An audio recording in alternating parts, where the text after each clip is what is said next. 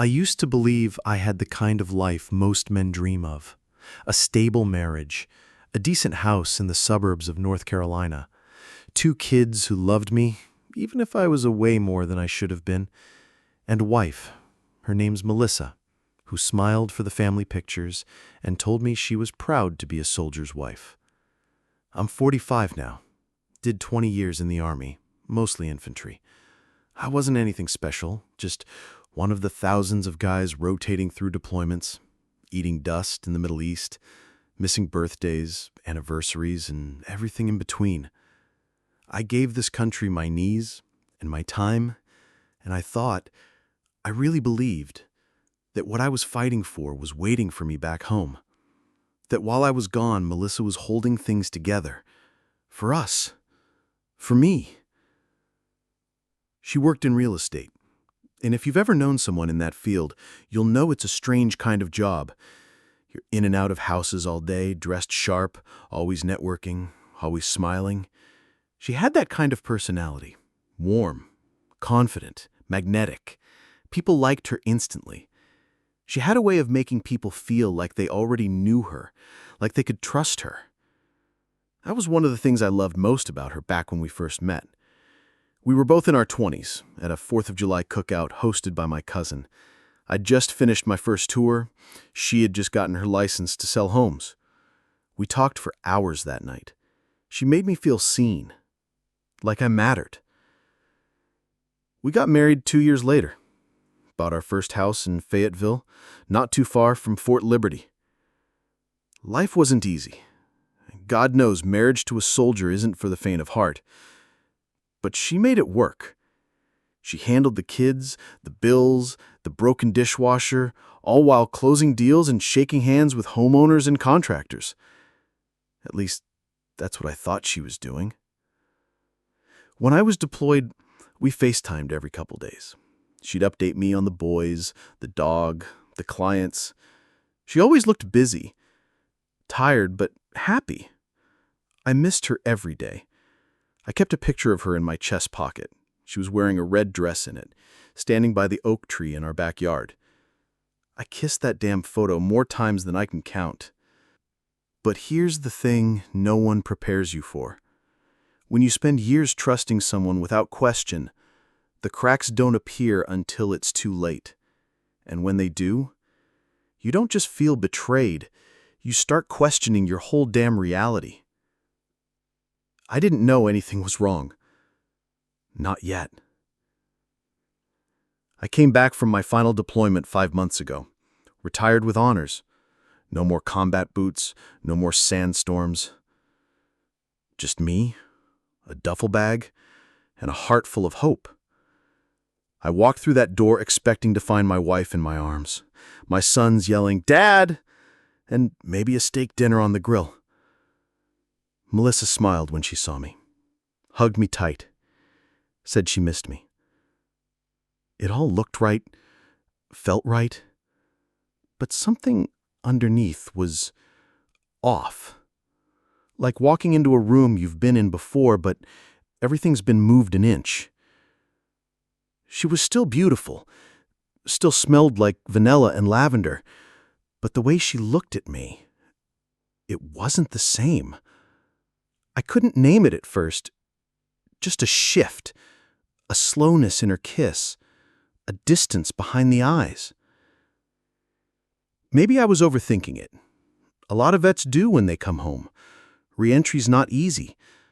I told myself it was me, that I was reading into things, that after being gone so long, I just had to reacclimate, learn to be a husband again. But something was wrong. I just hadn't seen it yet. I had no idea that the woman I had trusted with my entire soul had been lying to me for years. And when I did find out, it wasn't one of those dramatic movie moments, no screaming, no lipstick on a collar, no texts on her phone. It started with a simple thank you card, left behind on our kitchen counter, signed by a man I never met. The card was small, white with a gold border, One of those basic thank you cards you get at Walmart in a bulk pack. Nothing suspicious at first glance. It had been left on the kitchen counter, next to the bowl where we kept our keys at mail. I wasn't snooping. Hell, I was just looking for the damn garage door opener. But when I saw the envelope, my name wasn't on it. Neither was hers. It was addressed simply, Melissa, thanks again for everything. You're amazing, more than you know. Let's keep our little secret, T. My stomach dropped. That word, secret, it hit like a gut punch. I stood there holding that card like it might explode in my hands. T. Who the hell was T? One of her clients? A co-worker? I told myself not to jump to conclusions. Maybe it was innocent. Maybe she helped someone through a divorce or sold a house to a single dad going through hell. But let's keep our little secret? That wasn't real estate talk. That was something else. She came into the kitchen just minutes later, smiling like nothing was wrong, wearing her robe and sipping coffee. "Hey, babe," she said casually. "You find the opener?" I held up the card. Her eyes locked on it for half a second too long. I saw the flash of panic. Quick, subtle, but there. Her mask dropped for just a breath before she plastered on a nervous smile. "Oh," she laughed, brushing it off. "That's just from a client. I helped him out with a tough closing. He's one of those overly grateful types. Total flirt. Don't read into it." But I was already reading. Not just the card. Her tone, her body language. The way she didn't reach for it. The way she avoided eye contact just long enough for me to notice. For the next few days, that card haunted me. I didn't say anything more. I kept it tucked inside my wallet like evidence. I needed more. I wasn't about to accuse my wife of cheating after 20 years of marriage based on one vague note. But the seed had been planted. And now I was paying attention. That's when I started noticing how her phone never left her side, even in the shower. How she started taking evening showings again, something she hadn't done in years. How she suddenly changed her passcode. How she started wearing new perfume and makeup she didn't used to wear, even on days she wasn't seeing clients. One night, I asked her if she wanted to watch a movie together. She said she was exhausted, but then I saw the car keys in her hand 10 minutes later. Said she forgot she had to drop off paperwork at a client's house. It was almost 9 p.m. Paperwork, my ass. I sat there in the dark that night, gripping the arms of my recliner like I was back in the sandbox, waiting for incoming. My heart was racing, my mind spinning. You don't want it to be true. You want there to be another explanation, anything but that. Because if it's true, then everything you've been living for, everything you fought for, was a lie. But part of me already knew. I wasn't some dumb kid fresh out of boot camp anymore. I'd seen too much in life to ignore what was right in front of me. So I made a decision. If she was going to lie to me in my own house, I was going to find the truth in it. I started small, checking the call log on the family computer, seeing if her work schedule matched the calendar, watching her eyes when I asked simple questions, where she was, who she was with. And then one night, after she'd gone to sleep, I picked up her phone. I'd never done that in 20 years, not once. But she was out cold, breathing deep, and for once, she'd left it unlocked beside her pillow. Maybe it was a test. Maybe it was dumb luck. But I took it like a sign. I opened her messages. There wasn't just one guy. There were 3. Each with their own thread, nicknames, emojis, pictures, some of her, some of them, flirty texts, late night can't wait to see you again messages, dates and locations. It felt like a fever dream, like I was reading someone else's life, like this couldn't possibly be my wife, the woman who kissed me goodbye before every deployment, who sent me care packages, who told our sons that Daddy was a hero. But it was her. She'd been cheating on me. Repeatedly. With different men. Over years. And I had been the fool on the other end of the phone, calling from goddamn Kuwait, telling her how much I missed her, while she was fucking someone else in the same bed I thought was ours. I sat on the edge of the bed for an hour that night, phone still in hand, staring at the wall like my brain had shut down. She was asleep right behind me, peaceful, while my world was burning down in silence. And I didn't even know the worst of it yet. Not until I met one of the men face to face and realized just how far her betrayal had gone. I thought finding the texts was the worst of it. But that was just the surface, the part you see before the real rot sets in. For 2 weeks after I discovered her messages, I didn't say a word. I slept next to her, ate dinner with her, played catch with my sons in the yard, all while knowing that the woman I loved, the woman I thought I knew, had been sharing herself with not just one man, but three. 3 different men, overlapping, rotating, some messages dating back to 2019 when I was deployed in Iraq. I wasn't just cheated on, I was replaced, repeatedly, like I was an afterthought in my own marriage. But even with that pain clawing at my insides, I didn't confront her right away. I couldn't. Not yet. I needed clarity. I needed to see one of them. And I did. It happened one random Thursday morning. Melissa said she had an early showing, 8:30 a.m. She left in a rush, in a tight skirt and heels she hadn't worn since our anniversary dinner last year. Said she was showing a property downtown to a high-end client. I waited 10 minutes after she left. Then I followed her. I know how to follow people.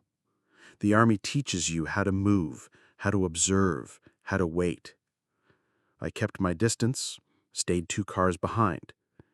She drove past downtown, past the listings she usually handled, took a turn into a more private, wooded area with newer developments on the edge of the city. She parked in front of a modern 2-story house, staged but clearly unoccupied. I parked down the block and walked in through the side yard. The front blinds were wide open. And that's when I saw him. He was tall, younger than me, maybe early 30s, fit, cocky-looking, wearing a polo shirt and holding a coffee in one hand. Melissa greeted him at the door with a hug. Not the kind you give a client, the kind you give someone you've been with. Her body pressed against his chest, her face buried in his chest for just a second too long. Then he smacked her ass as they walked inside.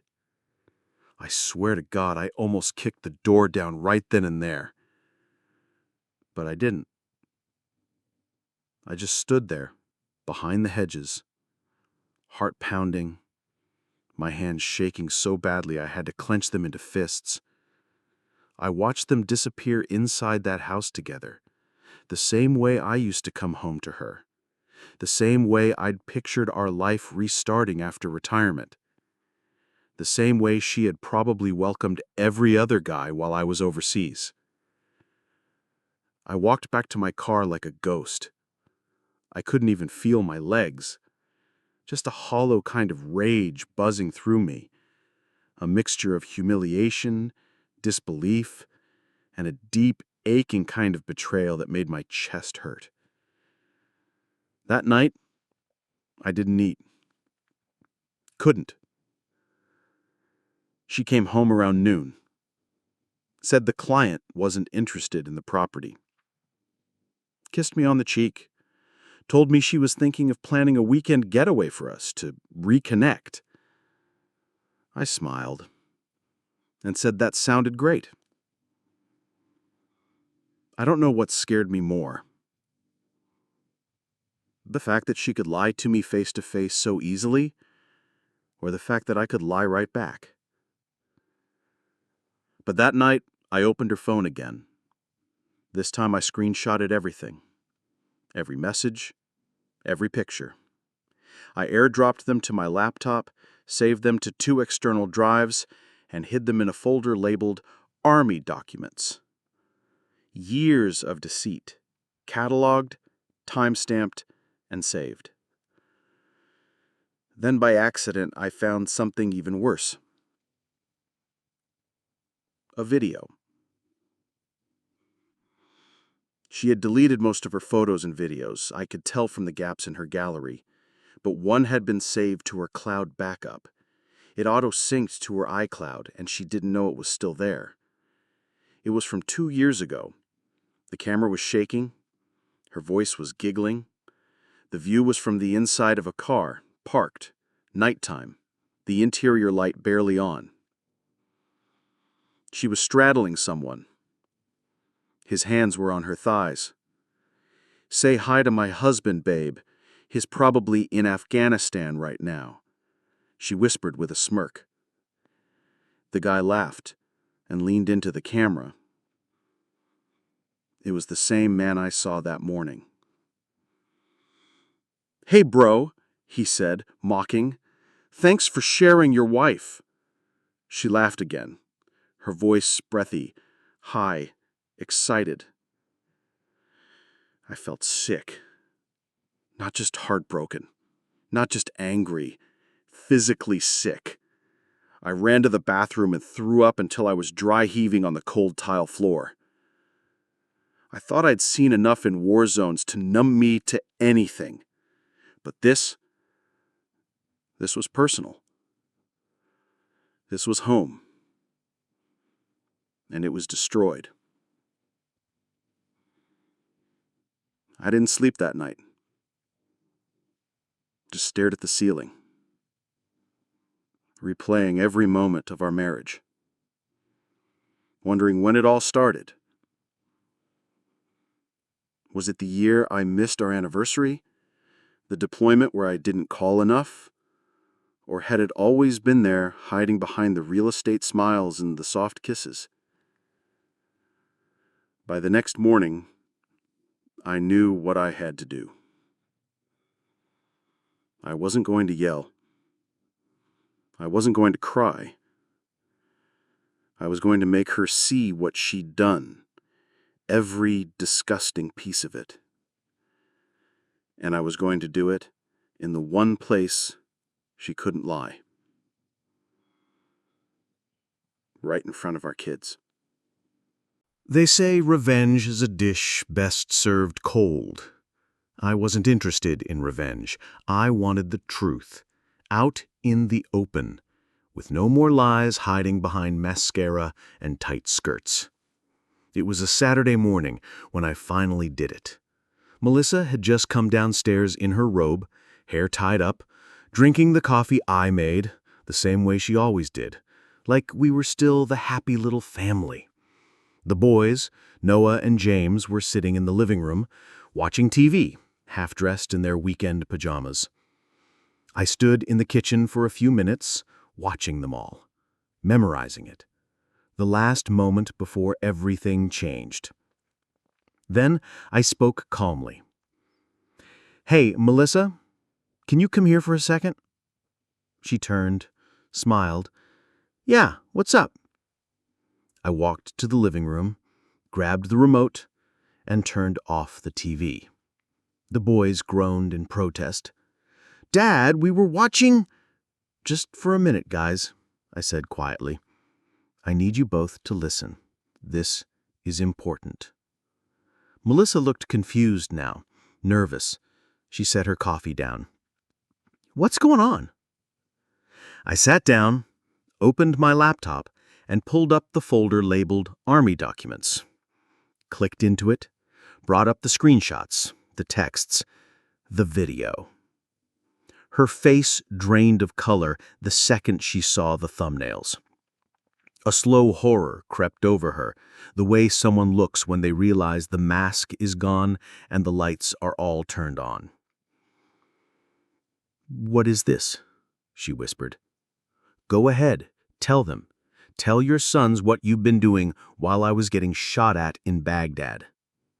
Noah, he's 14, looked back and forth between us, confused. Mom, what's going on? Melissa took a step toward me. Not in front of them, please. We can talk. I raised my voice slightly. No, no more behind closed doors. No more pretending. You wanted to keep secrets? Here they are. All of them. I clicked the first video. Not the one in the car. I couldn't do that to my sons. I clicked one of the tame ones. Her in a hotel room, kissing another man, whispering things no wife should say to anyone but her husband. The boys looked away, horrified. Melissa lunged toward the laptop, but I closed it before she could grab it. She was crying now, shaking. Please stop. Please, don't do this in front of them. You did this in front of them, I snapped. You just didn't have the guts to admit it. The room was silent, except for her sobs and my older son breathing heavily through his nose. James, only 10, just sat there with wide eyes, like his brain couldn't process what was happening. I stood up. I was gone serving this country, and you were serving yourself to anyone who smiled at you.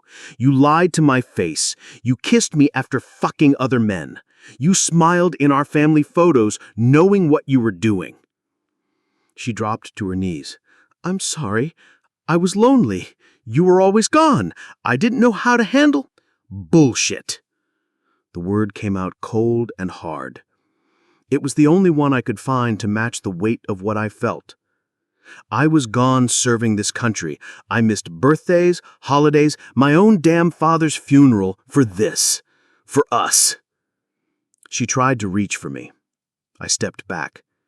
You didn't just cheat on me. You cheated on them, on our family, on everything we built.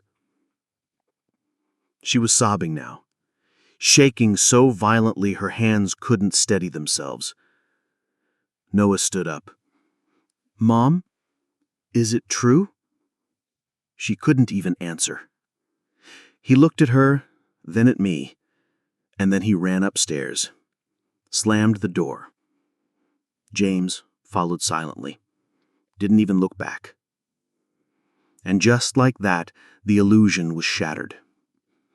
Melissa was left on the floor, sobbing into her robe, while I stood there in the quiet wreckage of our family, breathing like I'd just survived a firefight. But this wasn't survival. This was something else. This was waking up. And in that moment, for the first time in years, I finally understood what it meant to lose a war you didn't even know you were fighting. After that morning, everything moved fast. She left the house 2 hours later with a duffel bag, barely able to look me in the eyes. I didn't scream. I didn't throw things. I didn't follow her out the door. I just stood there in the kitchen, listening to her car start, then pull away until the sound disappeared. That night, the house felt quiet, too quiet. The kind of silence that presses against your chest and makes it hard to breathe. Noah stayed locked in his room. James kept asking if Mom was coming back. I didn't have the heart to tell him the full truth, so I just said, not for a while. It killed me to say even that much. I knew what came next. The lawyers, the separation, the division of property, of time, of memories. We had 2 mortgages, joint accounts, a college fund, a dog we both claimed but neither wanted to talk about. I hired a lawyer, showed him everything. The messages, the video, the dates and times.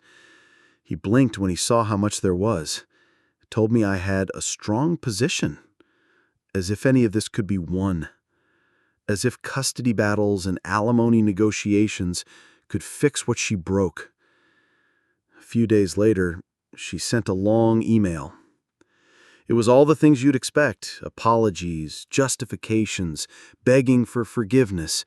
She blamed the distance, said she'd been lonely, confused, that the attention made her feel alive again, that she never meant to fall out of love with me. Funny how no one ever means to destroy you. They just do it anyway. She wanted to talk. Not about fixing the marriage that was dead, but about salvaging the co-parenting relationship. She said she hoped we could be mature for the boys. Mature. She used the word mature like it meant something after what she did. I didn't respond to the email. I gave the boys space. I sat down with each of them one-on-one, explained things in the best words I could, not the dirty details, but the truth, that sometimes adults break promises, that sometimes the people we trust let us down in ways we can't understand, that it's okay to be angry, that they weren't to blame. Noah still won't talk to her. James sees her sometimes during court-scheduled visits. I hear him on the phone with her, quiet and reserved, like a kid talking to a distant aunt he barely knows. I've been in therapy. Started 2 months ago. I never believed in it before. Thought it was for people who didn't know how to handle their shit. But I'll tell you this. War changes you, sure, but betrayal, it rewires your entire soul. You stop trusting yourself. You question every decision, every memory. You wonder, was it all fake? Was she ever really mine? My therapist told me something that stuck. You can't blame yourself for someone else's emptiness. Melissa's betrayal wasn't about me being gone. It wasn't about deployments or loneliness or the miles between us. It was about her choices, her need to be seen, desired, validated, even if it meant destroying the one person who would have taken a bullet for her. And that's what hurts most. I would have died for her. And she fucked a stranger in our bed. I'm still rebuilding. Every day. Some days are better than others. I coach my son's baseball team now. I cook more. I talk to my brother on the phone twice a week. I've started going on morning walks with the dog. Little things. I don't know if I'll ever fall in love again or trust anyone like I trusted her. But I do know this. I'm not broken. I survived war zones across the world. I've buried friends. I've patched up bleeding strangers and carried bodies through sand and fire. And now, I've survived her. I'm not the man I used to be, but I'm still standing. And that's more than she can say.